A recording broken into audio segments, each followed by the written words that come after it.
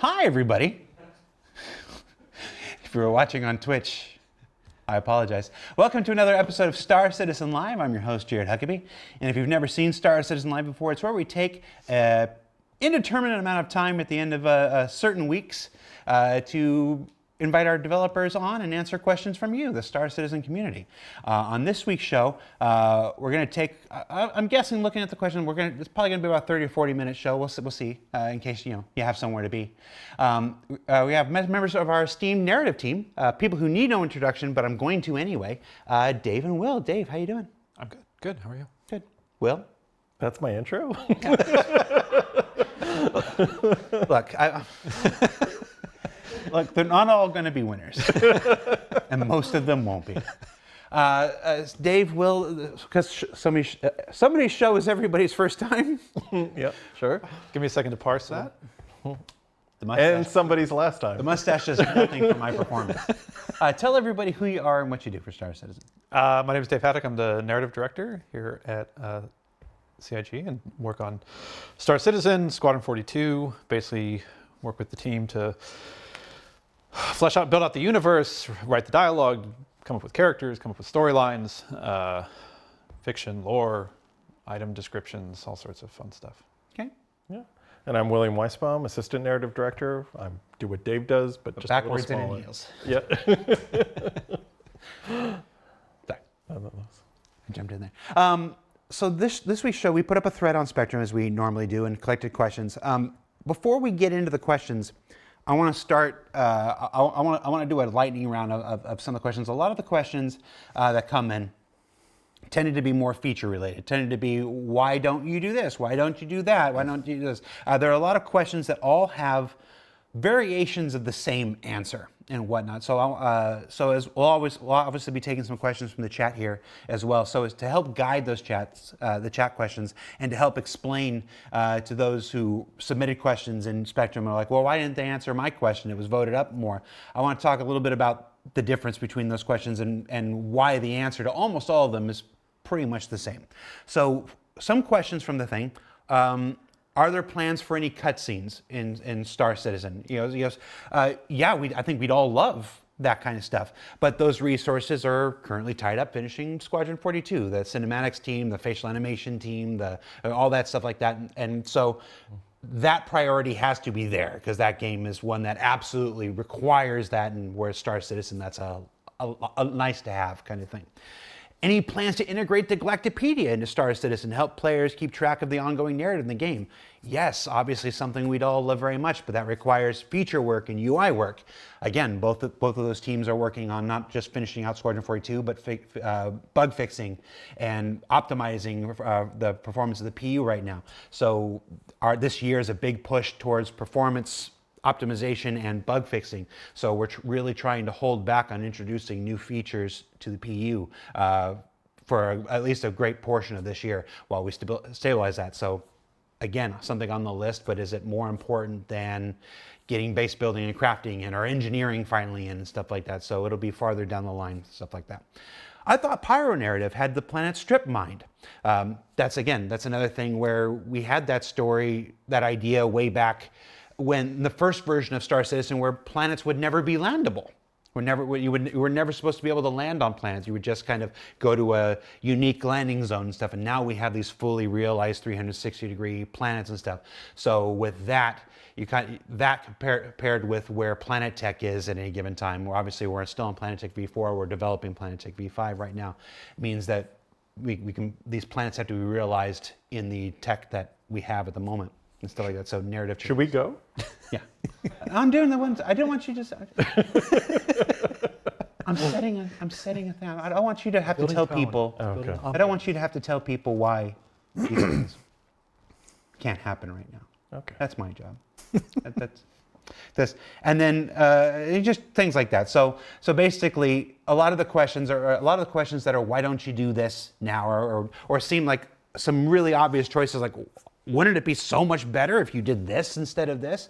The answer is almost always yes. And we agreed and we wanted to too.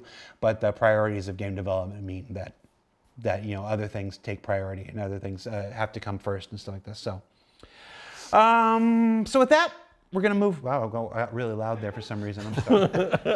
I haven't done one of these in a while. So with that, we're going to jump into actual questions that can be affected by narrative and stuff like that. So there's a number of things going on. I'm going to start with probably our most recent one, just for recency bias. The Regen Crisis was introduced in 4.1. Why don't you tell us what the Regen Crisis is? So high level, what was it, 3 years ago? We had introduced this concept of regen. So it was a fictional way to justify why players are respawning. Came up with this lore behind it of the Abraham spheres and imprinting and stuff like that, and actually did it sort of in the timeline of the fictional universe. So it happened while players were playing. We introduced the tech. We kind of showed how the Imperator and the other people were kind of reacting to this type of thing.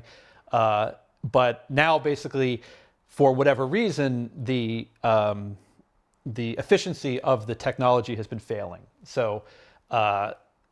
Spoiler, it's not affecting the players, but for the majority of the NPC population, the efficacy of the regen tech has been dropping significantly. So basically, death is now becoming a thing again. They thought they'd kind of conquered it, and now it turns out that they're not. So currently, the UEE and the Imperator are basically trying to scramble to figure out a solution to kind of research and science their way out of this predicament to hopefully try to restore the tech to its former glory. And I'm anything you want to add to that? No, like during the run up to it, the tests and stuff, like as much as they tested the technology before it came out, once you increase the sample size to several billion, it started really quickly like kind of showing the cracks, and all of a sudden all these people who thought they had their imprint safely stored away in a hospital because everyone went out and got their imprints to protect them, it wasn't until they put it to the test months later that they realized that the imprints had gone bad. And so it's kind of like, these small incidences of like, oh, this whole shipload of people got into a wreck and none of them came back, and like that's weird. And then it started piling up to the realization of, oh, this technology is not as dependable as we first thought. And you kind of ran into the thing too, where people were starting to, effectively get kind of cocky of like, oh, it doesn't matter, I can go and I can fly my ship into a wall and bounce back and everything will be okay. So not only is the samples pool increasing, but people couldn't start abusing it and basically over and over and over again. And again, that could kind of raise the failure rate. Yeah, so turns out a large percentage of the population doesn't take well to imprinting. Maybe they only have one imprint, maybe none. And it's not like the player population, just like the player population is the part of the universe who owns spaceships and goes on these great adventures, they're also the part of the population that takes really well to imprinting, so for the most part. And this is a story that, obviously we've just introduced it with 4.1. This is a story that will continue to be revealed and continue, and players will have more interactions with it and stuff as the months go by later this year. Yeah. So, I mean, as we had sort of talked about in one of the Inside Star Citizens, the idea is like we're introducing these sort of ongoing storylines. And so this is sort of the inciting incident for what we're calling kind of our B story. So it's, the threat of the Regen Crisis is kind of looming, and it's sort of moving pieces around the board, whether it's corporate interests, government interests, stuff like that, to kind of make decisions that the players will get to kind of see as they kind of go throughout the universe. Ancient Sale says, all this lore and background story over 14 years had zero representation of this in the PU. When is this content going to represent this? That's literally what the whole line in mind of for that this is the reason you're going to these Hathor places and stuff, and the reason you're searching for these minerals and whatnot is to feed into Rayari. Yeah, and there's going to be other ways that we're going to kind of start tying into this stuff a bit more, where players are going to be able to see the ramifications of it in the universe. Yeah. And hear NPCs discussing it and yes, you'll start to see more NPCs coming online. Again, the answer to, I bring up Ancient Sales question because the answer to that is essentially the same as the answer for the first three questions of the show. It's basically those development resources need to become available for us in order to manifest this stuff more fully into the verse. And we'll have some chat later on about how we're going to do that and stuff like this. It's one of those things where we shouldn't stop creating story. Just like anything else, we shouldn't stop adding mining to the game. We shouldn't stop adding salvaging or combat or whatever. And the tools that allow us to make those things better will continue to develop as each patch goes on. The tools that will allow us to tell our stories better will continue to evolve as the patch goes on. Which the next question on here says, why doesn't the Regen Crisis affect the player? I mean, it's mostly just for the fact that the players do need to respawn. I mean, it's still, regen still factors into the original Death of a Spaceman thing. So there is still that idea that, your imprint kind of integrity will decay over time. Mm-hmm. And so we will still kind of feed it back into that original mechanic that Chris had talked about all those years ago. But it was mostly just the fact that it was, players need to respawn otherwise. Right now in the alpha state of our game and whatnot, we're being completely... It'd be a bit too punishing. For being candid, the game is plenty punishing enough in a lot of places without us introducing this on top of that. Plus, again, that's new feature work and stuff, and as we've said since February of this year, like this isn't the year of too many new feature works. This is the year of stability and performances like this. Is the Regen Crisis a precursor to Death of a Spaceman? Is this, when this storyline wraps, will it have some effect on Death of a Spaceman when it gets introduced? I mean, don't want to spoil. Fair enough. Stay tuned. Keep playing. Yeah. I tried. How does it make sense narratively that this major crisis with Regen is largely ignored by the UEE and they expect a bunch of randoms to solve it for them instead by knocking down all Hathor sites with the fleet? So, what is the UEE doing? I mean, they're doing a lot. It's mostly the thing of like the effects of what they're doing are probably behind closed doors. They're happening in other systems and stuff like that. Again, we are limited to the Stanton and Pyro system right now. Yeah, so they're certainly up to a lot. Trying to incentivize corporations to find a solution and incentivizing the population to help the corporations in scientific research and finding the resources and stuff like that. It's just, again, it's a player-centric experience. So obviously, we're focusing on. I mean, they're putting a lot of resources, the UE is putting a lot of resources into trying to fix this crisis. But the player isn't necessarily going to a UE research lab to seeing what they're doing. No. We're coming up with ways that the player can participate in this Regen crisis. And you will be, without spoiling, you will be going to some research labs in the future. They may not be UEE research lab, but you're gonna be seeing what other people, like we've heard what Rayari is doing. Mm-hmm. You're gonna start seeing what other factions and corporations are doing to attempt to address. Yeah, and the reason why Rayari has all these funds to spend on these rare resources that players are excavating right now is because the UEE is putting extra funding through Addison into researching how to fix this crisis. Yeah. And for the Regen Crisis, is the player going to be focused on helping address it, or will players also have the chance to investigate why it's happening in the first place?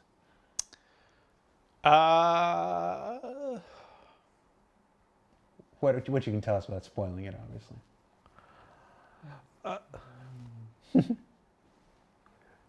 It's more like they're experiencing a crisis firsthand, and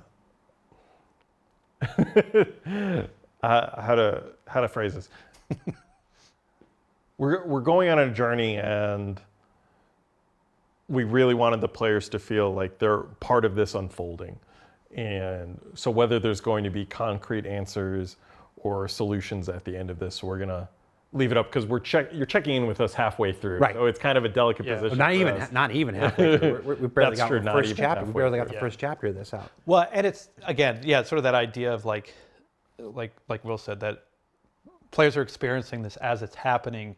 So we're kind of starting to lay a groundwork of story continuity, which is, I think, a really exciting thing that we haven't really been able to do much before. We've been having a lot of kind of, Simpsons cycles where it's just sort of like the status quo gets kind of reset, but now we're actually kind of establishing that, if someone starts playing the game in 3 months, their experience to things, when talking to somebody who's been playing it this entire time is going to be a little different, because the people who've been playing this entire time go, oh, well, you should have seen it, and there was this regen tech, and it used to work, and now it doesn't work, and blah, blah, blah. I mean, this year's focus on doing these regular patches, monthly patches, have really been interesting us from a narrative perspective on how we can tell our story. Because normally, like we're unfolding, previously we were doing the quarterly patches and stories were unfolding in a much greater amount of time, and how the players experienced it was kind of very different. But now we have a much more regular cadence, and so slowly like doing these little crumbs as we go and building into something bigger and bigger. Yeah, I mean, we had 4 patches in 4 months. December, January, February, March. It's with Invictus being in the middle of May and whatnot. There's a 6-week gap instead of a 4-week gap there, and then our plan is to continue on that. That's May patch, June patch, July patch, August patch, September patch. So you'll see drops of this going through throughout the year. So that's all part of this major change, this content-driven, less feature-driven directive for this year. Adamant1, I think I'm reading that right, in the chat says, why focus on storylines while still in alpha?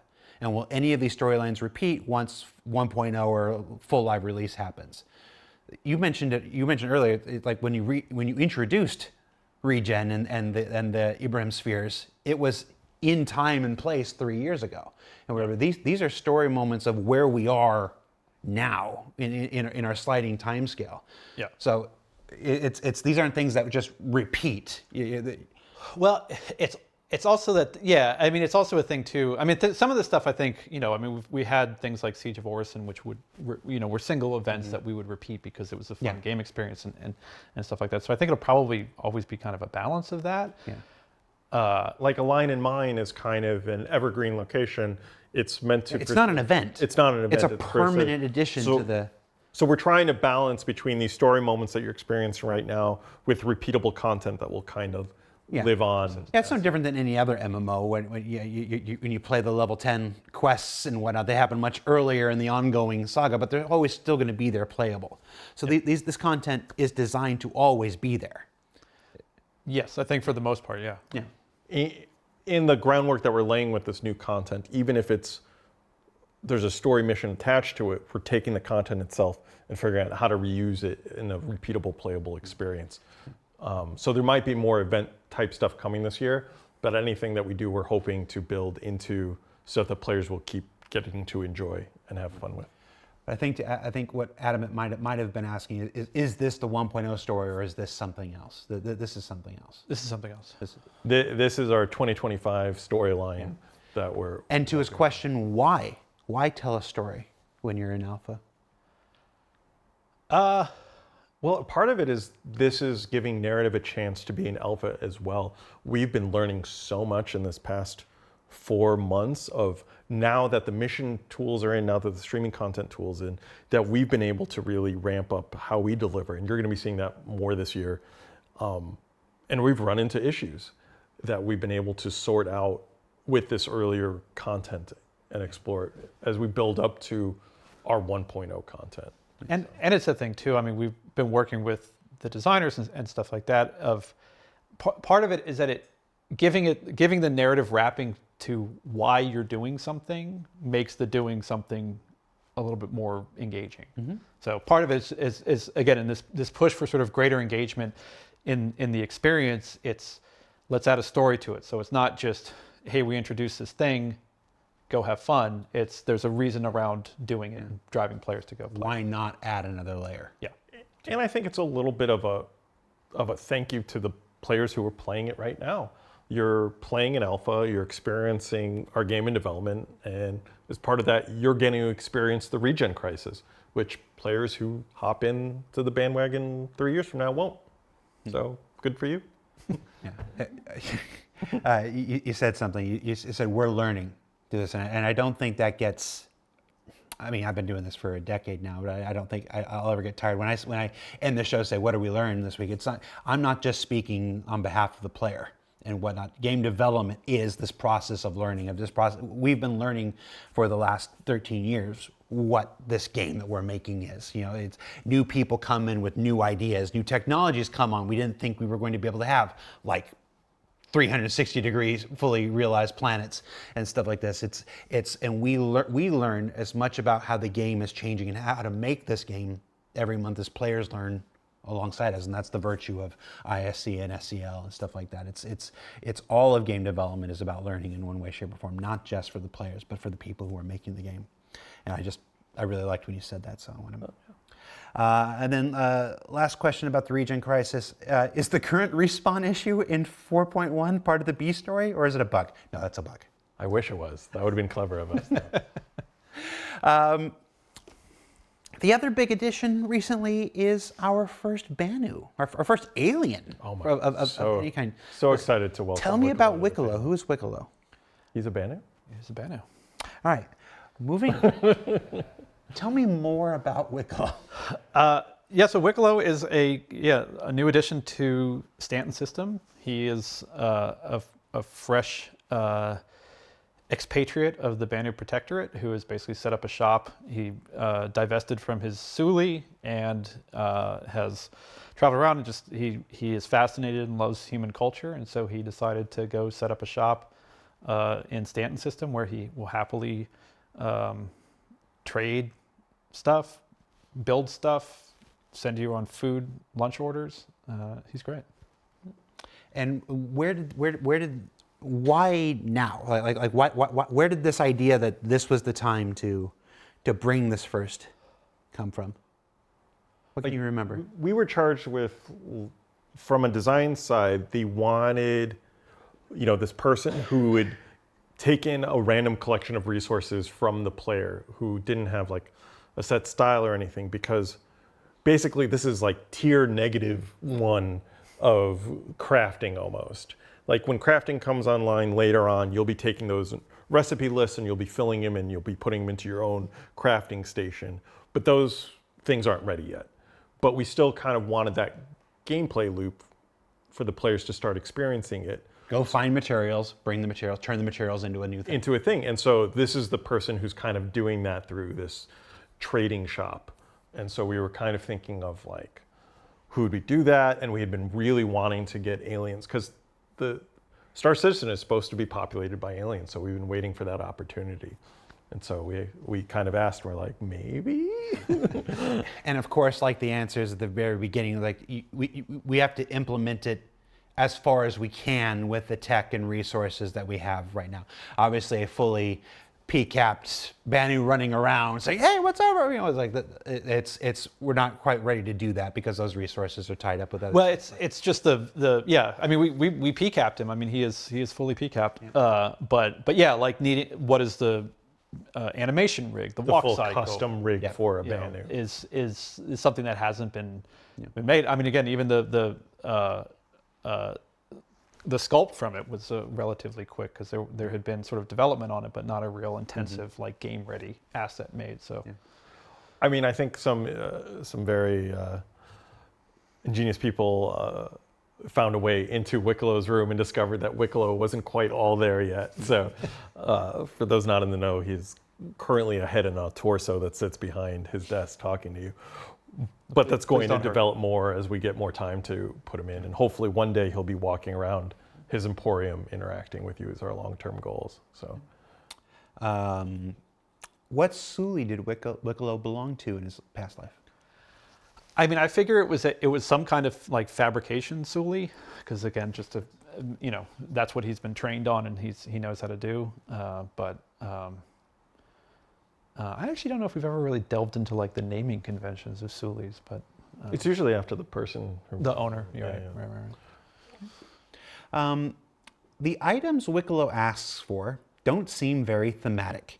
Can you explain why Wikelo wants these particular commodities? Seeing as he's a collector, I feel it would be more fitting if he requested rare loot from the loot pool or something like the artifacts and war medals you can find. For the ship rewards, you should have to turn in an in-game purchased one or an exact hangar ship. Basically, this person's got a lot of ideas. But basically, the question is why is Wikelo after these things that he is and not collectible items to add to his menagerie? because he's also a fabricator. He's not just a collector. He's also, producing his own items, and these rare resources are something that he desired, or maybe someone else wanted to trade with him. There's kind of several excuses.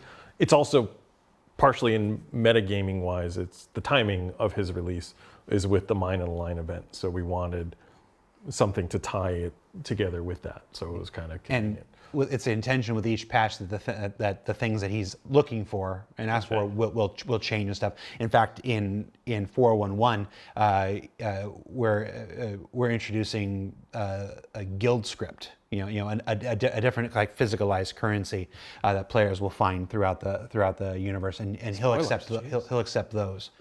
Spoilers. It's my effing job.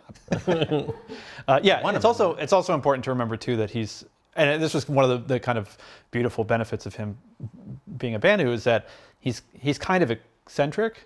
So to me, the thought of him going, hey, I want you to bring me like 30 pips cans, some Karenite, and a burrito, like made sense for him, because it's just like he's kind of weird that way. I mean, even for a Banu, I think he's on the eccentric end of things, because he's living alone out in human space without a Suli, so like it's kind of.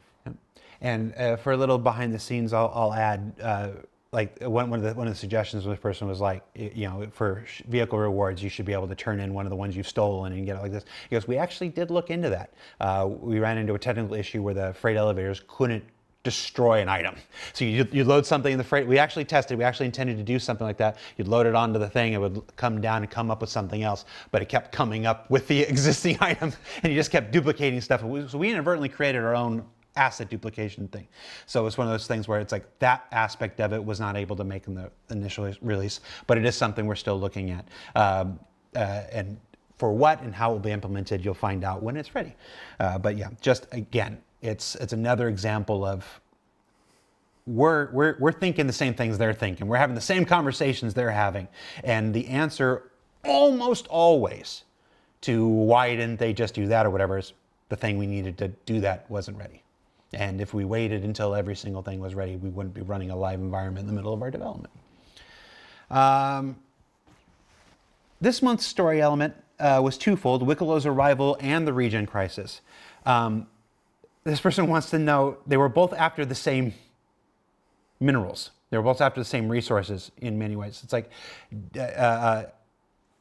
does people helping Wikelo, is it going to hurt Rayari? Is this, are people automatically bad for choosing to get their ship instead of helping the human race? Yes. I mean, it is effectively a moral choice. So, but I mean, they're technically the same story. They're just two halves of it. So the sort of B story is the resource mining and stuff like that. But we just gave you two options of what you wanted to do with it. For people who didn't necessarily wanted to, even if they didn't necessarily want to give it to Wikelo, you had the option of going to Rayari. If you wanted the items instead of the money, you go to Wikelo. So. And there's a good chance Wikilo's just trading them right back to Rayari for 100% his price. So yeah. As far as the stuff that we've seen in his menagerie, I can't even begin. There's no vowels in this person's name. Why does Wikelo have Tessa Bannister in a cryopod? Is that really Tessa? Is it a clone of Tessa? that could be anybody with the first name starts with a T, ends in Bannister. Mm-hmm. So that might not be Tessa. Is what you're not willing to confirm Could be that's Tanya Bannister. Tanya Bannister. You heard it here first. You're not willing to confirm that that's the Confirm or deny. Tessa. Is this on record? Yeah. Oh, then no. It's on the internet, and everybody knows you can't erase anything from the internet. I've tried. I once wore a Beefeater costume. Vla's Villainous, a longtime viewer in the chat, says nobody cares about NPCs. Give me my ships. It's a prudent course of action. All right, so Regen Crisis, Wikilo's arrival. We've taken a break from the fight for Pyro at the moment. So let's we get back into that a little bit in this next Invictus patch. What's happening in Pyro with these three factions right now? Where are we at in their story at the moment? Well, I guess just to fill in the fight for Pyro is we had the introduction of a new group called the Frontier Fighters, who have slicers. who have a different take on the Pyro solution, right?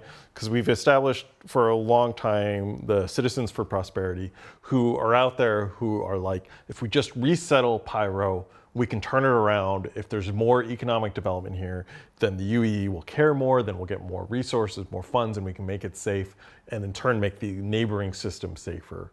And that's their plan. And the Frontier Fighters are like, no, that's going to take too long. You've been trying to do this. All you're doing is sending resources in there that outlaws just steal. You're making the situation worse. Our solution is burn it to the ground. It's called Pyro, let's burn it up. And so they've come in here, and to kind of get the ball rolling, it turns out they pretended to be a Pyro outlaw group called the Slicers. They did a huge terrorist attack on the Stanton system. And then they're like, come on everyone, let's get those Slicers, and trying to get the whole system agitated. Because they saw what happened when Xenothreat did their attack. They were like, this was good, but not good enough. Let's do it better. So Tells you everything you need to know about these people. the uber racists did a good job, but they didn't go far enough. Well, as far as agitating Stanton into action, Yeah. because Pyro is one of those problems that's so big that it feels easier to ignore. Like, so it's easy enough to be like, it's there, it's fine, and just deal with like, oh, we'll catch this one shipjacker, we'll catch this one outlaw, but it doesn't help the larger problem of an outlaw system. So how did the idea of the Slicers / Freedom Fighter, Frontier Fighters reveal come about? I believe it was a conversation with design. They were basically looking for they had built this sort of series of missions that were supposed to kind of build up towards the release of Pyro system. And so there was that initial thing of the like, oh, you can pick from these three, and then suddenly they wanted to make it shift to two. So we had to kind of figure out, like, look at kind of their outline of how they wanted to do things and figure out like, all right, well, how can we phase it from 3 to 2, and basically kind of hit all of the markers that they needed to hit, and then tell a story that could be fun. That would sort of, again, the goal was, hey, Pyro's coming out. We want people to go to Pyro. So how do we incentivize people to go storming into Pyro? And it's been one of the things we'd actually years ago had talked about a similar thing for Xenothreat as well, of them taking over like the jump point station and then fleeing into Pyro. And so it was basically the Navy gave you the go ahead to go in. So it was like a bunch of missions for players, but it's the same type of thing. Like, figure out a storyline that would ultimately culminate with the invasion of Pyro. And so we sort of circled around this idea of the Frontier Fighters being a much more hardline version of CFP, basically, and then, and talking with design, kind of came up with this hook of turning them into the villains, basically. So turning Frontier Fighters into the bad guys. Hence why you had to fall into CFP or Headhunters.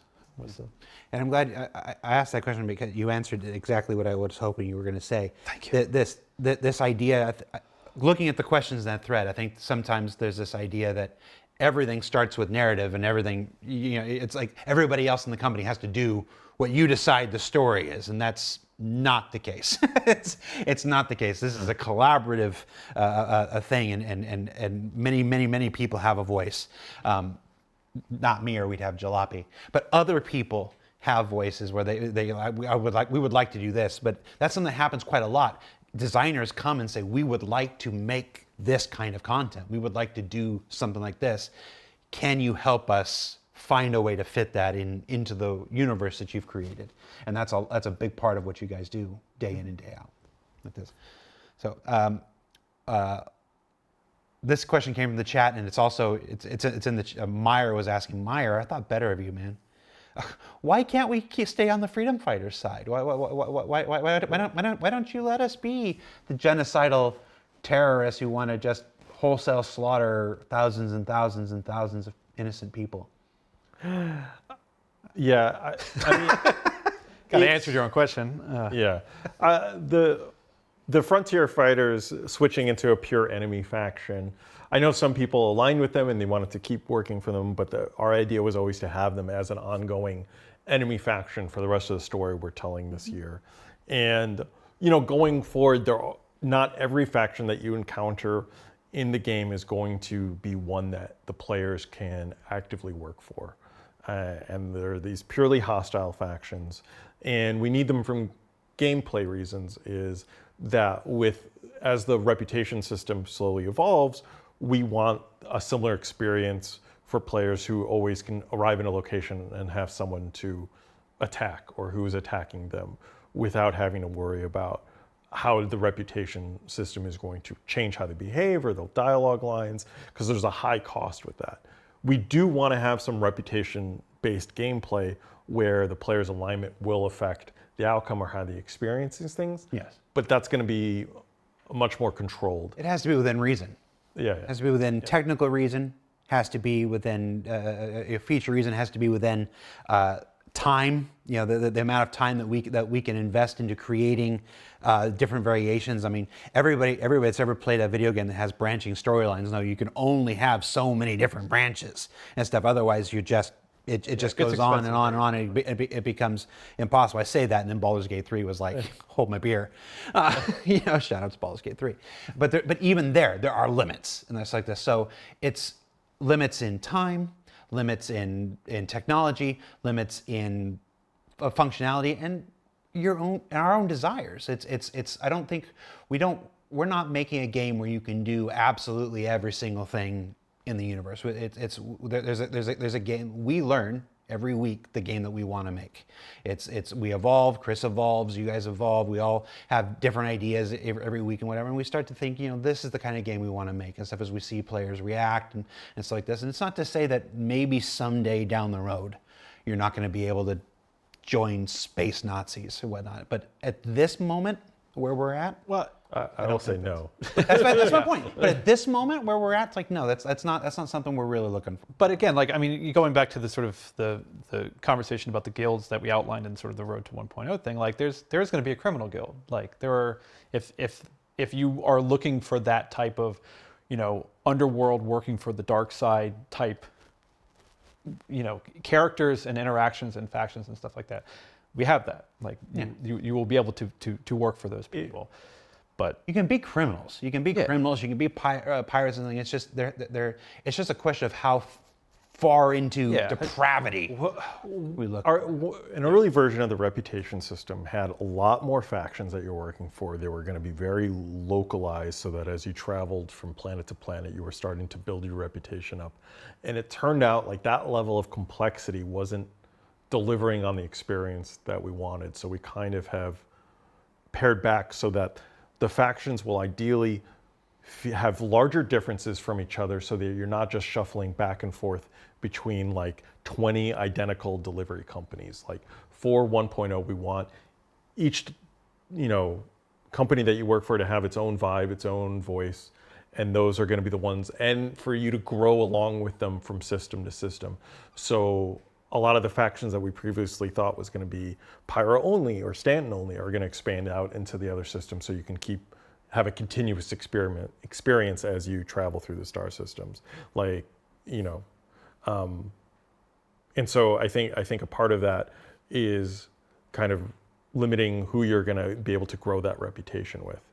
We're going to have local factions and local people that you can still get paying jobs with and do small mission chains with, but you won't necessarily be earning a permanent reputation with them that's tracked and affects other people. So it's going to be a lot more focused and hopefully deliver a more in-depth experience for those factions that you do work with. We've mentioned in the past, obviously we spent a long time talking about Pyro and stuff in the lead up. Hopefully Nick's ain't that long. Are the previous mentioned gangs of Pyro still intended to be there? Overlords, Fire Rats, the Vipers, stuff like that? Or have the Frontier Fighters and Headhunters just killed them all off? I mean, it's an interesting idea to kind of run with the idea that, Frontier Fighters steamroll their way through some of the other gangs and wipe them out. Again, it's usually that thing too of what you were talking about before, of everything kind of to build the experience that we like, or the standard of quality that we like to ascribe to stuff. You know, adding those gangs requires support. It requires costumes, it requires voice packs ideally, it requires ship liveries, it requires a lot of stuff that requires other teams to get involved in. So it's, you know, that's why we usually make the distinction whenever we're kind of talking with on this or in the forums and stuff like that, is, you know, there's a distinction between the fictional universe and the in-game universe. In the fictional universe, they're probably out still running around, but whether they're represented in the game yet, right now we're not really at a place where we can support putting them in. But as far as like, you know, down the road, we have plenty of narrative room to have them show up and start having outposts dedicated to them. And I think it's about, now we've had the character art time so that they have really cool bespoke armor that makes me want to go engage with them and loot them. And right now we just don't have that in the schedule. So. I mean, you kind of see it like with the firettes and the contested zones, like kind of how unique they can look. Like the work that they did on that, you know, was really awesome and shows basically where it could go. But I do like the idea of actually saying that, you know, maybe we fictionally kill off one of the gangs that Frontier Fighters gets a hold of them and stomps them out. It's also hard because we're dancing around a lot of things because of what's coming later this year, and so like it's like we you know, it's been the struggle of these kind of shows for, you know, more than a decade now. We want to share, but we don't want to spoil, and especially this year. This year has been a big focus on in-game discovery. Probably more than any previous year, and that's affected everything from MySC to SCL. It's why there are fewer shows. It's why we don't spoil every single thing. In 2 weeks, you're going to see the show about 411, and there's some rather sizable things in that show that we're leaving out, because again, we want folks to discover it in game. We don't want to. I think a lot of folks sometimes, I shouldn't say a lot of folks, but some folks sometimes forget that the product of CIG is not these shows. The product of CIG is the game, and whatever these shows just support and inform about it. But this is not, you know, it's. I just want to say I really feel for all the people who've been following along with the lore that we've been releasing for the past, you know, decade, and seeing our development in real time, and they've always been representative of our thoughts at the time and our aspirations of the time, but. We've changed, we've grown, and we've learned stuff. So at one point we were going to have all these gangs and we developed them because that was what the idea was at the time. And now as we learned, it's like, we want less better gangs. And so we've trimmed pare down to fit into that schedule, or we know how much developer resources it takes to do it to our quality now, and we've had to adjust it. That's not to say that they're cut or gone, they just might not be showing up in the way they've come. And, you know, we talk about this with the location lore, having to adjust and change to our new tech.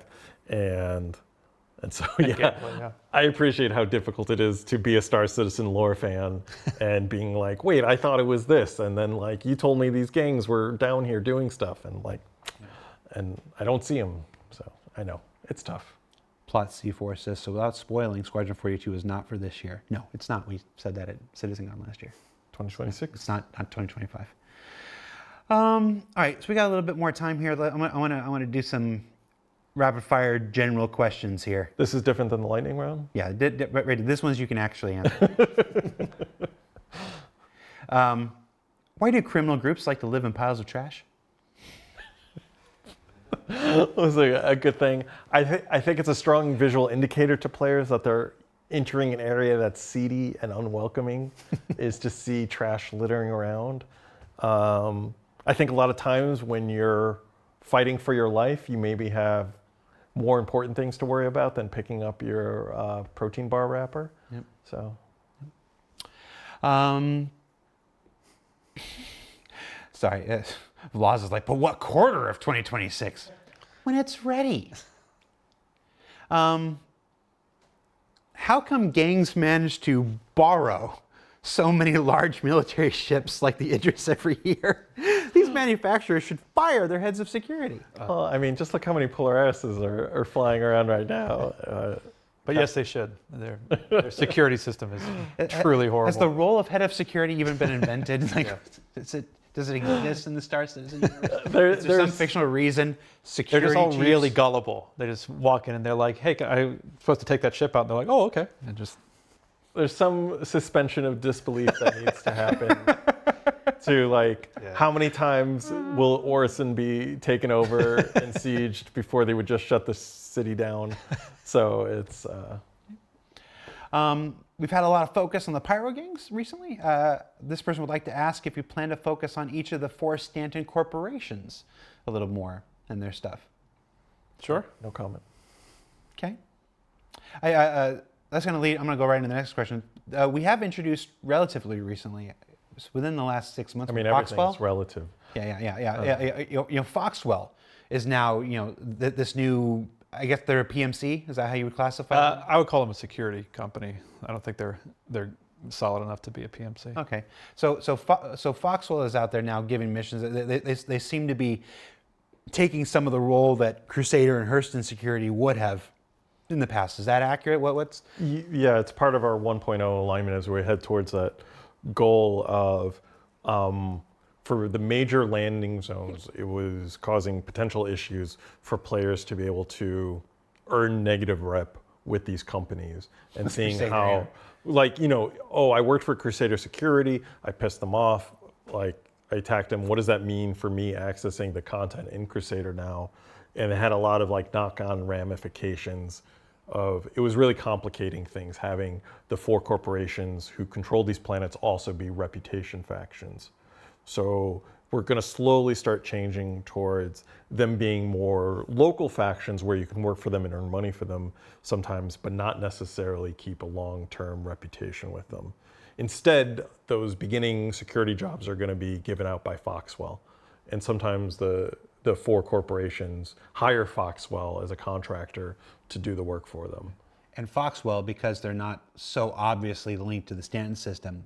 Like you talked earlier about being able to continue your relationships with some of these people as you progress to different systems. Again, at CitizenCon, we revealed the first 5 systems. After Pyro is Nyx, after Nyx is Castra. I remember that right? Yeah. Yeah, and then after Castra, Terra. So a relationship with Crusader when you're in Castra doesn't necessarily make a whole lot of sense, but Foxwell is somebody that you can build a relationship with and they can take with you as you progress. Yeah, that was one of the one of the earlier ideas was you're going to have to rebuild your reputation, and we kind of decided that's not what we're gearing for. So we want that reputation to have continuation across systems. So yeah, you start working in Foxwell in the Stan system, and you'll be able to continue working for them in Castra and Terra and stuff like that until you graduate up to a higher tier of security company who wants to work with you now. So. Okay.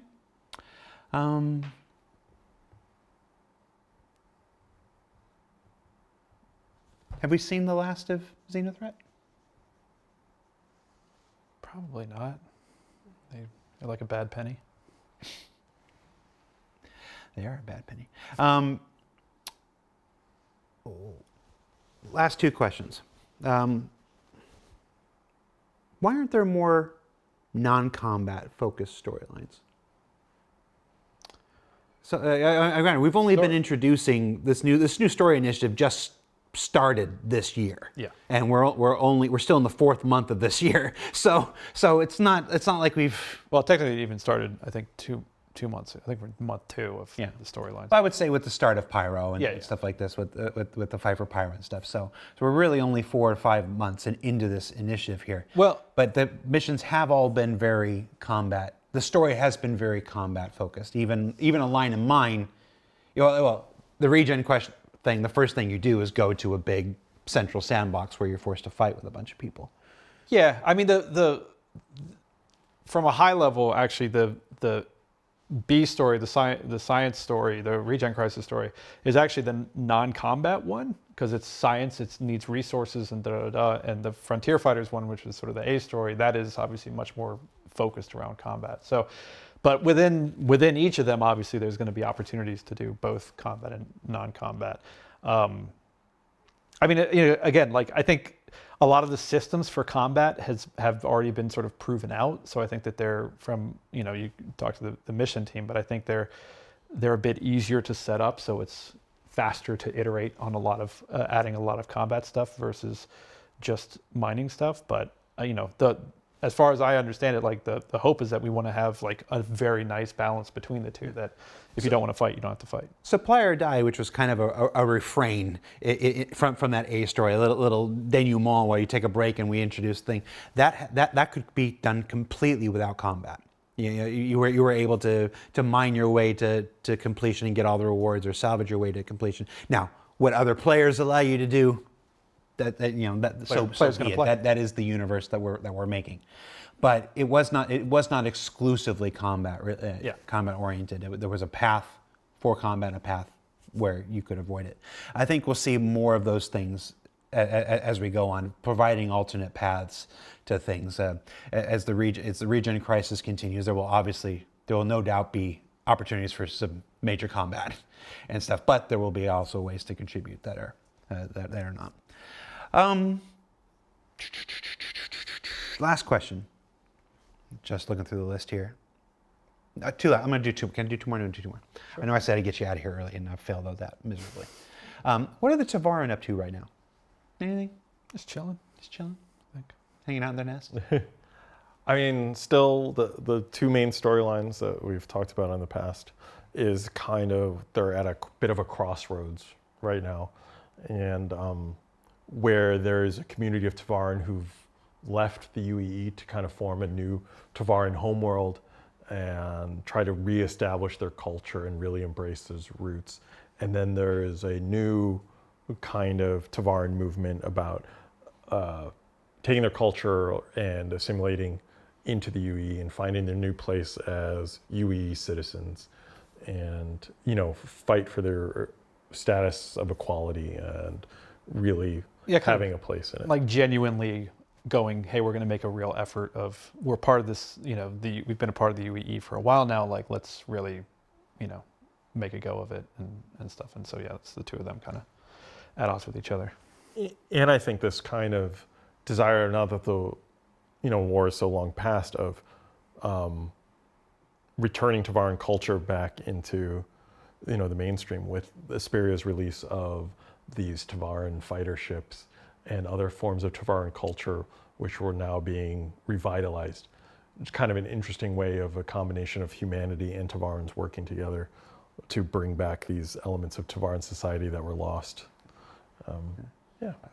I've wanted the Tavaran eventually in game, primarily because I've always wanted to dress my Star Citizen character like Brian Blessed did in Flash Gordon, as a Hawkman. No, I'm very excited to when we finally get around to Tavaran, because they're my favorite group. And then the last question I want. We've talked a lot about, obviously. Just two more questions. Yeah. You know what? You want a show? You've hosted this show before. You're the only other person that has hosted this show. You want to switch seats? We've talked a lot about, obviously, story and narrative and stuff. Hopefully. And the limitations that we have as far as how we can tell stories and stuff like this. We are making some progress with that this year. We do recognize that, while data pads will always be they're a part of every video game, every major story narrative video game I think I've played in the last 20 years. We do want to progress that more. Can you give us a preview of how we're progressing? What would be next? Just moving up the food chain. It's audio logs. Ultimately we want to get to be able to do video logs, like all that stuff. Because again, like it's the data pads are great because they're easy, they're relatively cheap, but again, part of the thing with this year has been creating greater engagement, and one of the main methods for doing that is having characters that you're interacting with. And so even if it's a one-sided thing, as far as an audio log or a video log or something like that, it's still, you're reacting to a person rather than just reading text on the screen. Folks have already seen with Wikelo, comms calls are coming back. You know, you're starting to see some visuals, comm calls, and people being able to talk to you and deliver some exposition.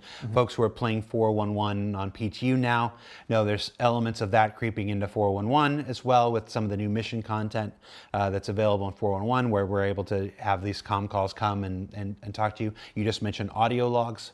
I think I'll go ahead and say it is our intention to add audio logs to the game before the year is out. I'll give us a big window there to implement it, but we do want to make it so it's not just picking up things that you have to read. It's things that you can actually listen to and hear to help tell that story. And as we showcased in ISE with the performance capture episode just a few weeks ago, we are moving towards, we want to be able to get some of these broadcasts and stuff on screens and landing zones and stuff, and be able to push out story elements to you that you don't have to go and find yourself. So we're committed to trying to make that work this year. We're committed to trying to make audio logs this year and stuff like that, because we are very serious about our desire to tell these stories and improve the methods in which you tell a story. So.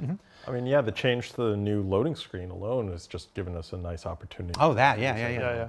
Oh, just a little bit of narrative. Again, it's text reading, which maybe is not as exciting, but the branding team has done an amazing job of doing the art for them. And things we can do this year without requiring too much feature work, without pulling too many resources away from finishing out Squadron 42, and without introducing too much instability into the PU and stuff like that. It's like I said, it's all got to be managed. It's all got to be balanced within the whole. But we are making those efforts.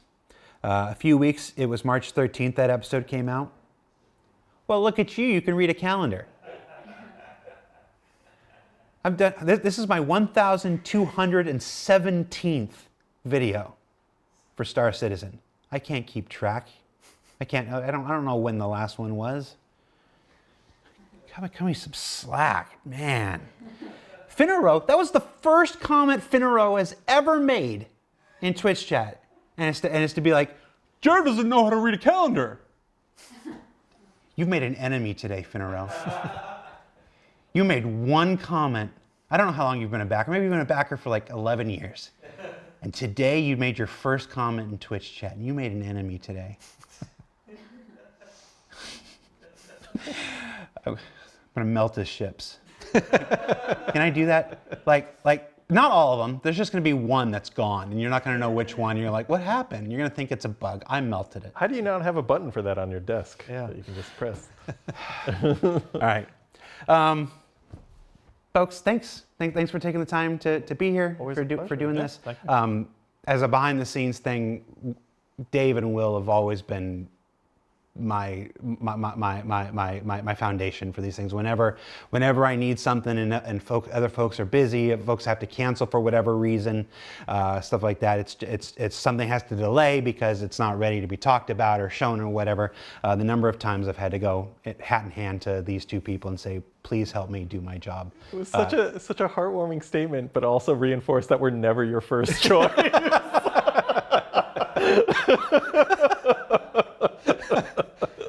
He's not wrong, though. Not wrong. So, David and Will, not my first choice. Thanks for watching. We'll be back. Next week with a special behind the ships episode. It was behind the ships next week, right? Yep. And what day is that? Where we reveal the first ship that's coming for this year's Invictus just a little bit early. So stay tuned for that. For Will and Dave, now again, not my first choice. I am Jared Huckabee. Thanks for watching, and we'll see you next week, everybody. Take care. Bye.